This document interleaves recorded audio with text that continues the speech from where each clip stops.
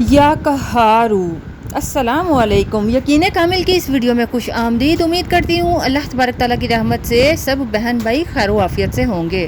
مجھے ایک comment receive ہوا تھا جس میں کسی نے بولا تھا کہ میرے ابو کا 2 سال سے پاؤں میں مسئلہ چل رہا ہے، تو اس کے متعلق بتائیے کوئی جادو وغیرہ کا مسئلہ ہے یا کوئی بھی مسئلہ ہو آپ کا، جو کوئی بیماری ہو سخت سے سخت جو ختم ہونے کا نام نہ لے رہی ہو، سخت سے سخت یا پرانے سے پرانا جادو ٹونا ہو جو ختم ہونے کا نام نہ لے رہا ہو، جس کا توڑ نہ نظر آ رہا ہو، تو اس کے لیے بہت بہترین آپ کے ساتھ عمل شیئر کرنے والی ہوں۔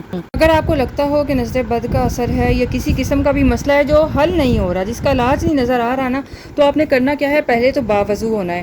باوضو ہو کر کسی چیئر پہ، کوئی چارپائی پہ بیٹھے، آپ نے ایک ٹب سا لینا ہے، کوئی لوہے کا برتن لے لو، ٹھیک ہے، جس میں آپ نے پاؤں کو ڈبو کر رکھنا ہے۔ تو اسی حساب سے کوئی برتن لو، اسے پانی سے بھر دو۔ گرمیاں ہیں تو پانی ٹھنڈا ہونا چاہیے، سردیاں ہیں تو آپ گرم پانی لے سکتے ہو۔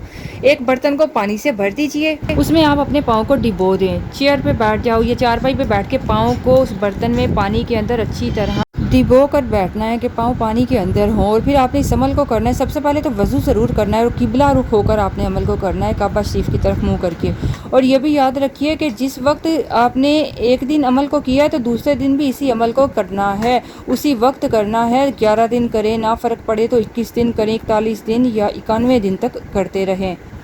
یہ وہ عمل ہے جو ہر قسم کے جادو ٹونے کے لیے، ہر قسم کی نظر بد کے لیے، ہر قسم کی لاعلاج بیماریوں کے لیے، جو بیماری ٹھیک نہ ہو رہی ہو، نہ روحانی طور پر نہ جسمانی طور پر، تو اس عمل کو کریں، انشاءاللہ بہت فائدہ ہوگا۔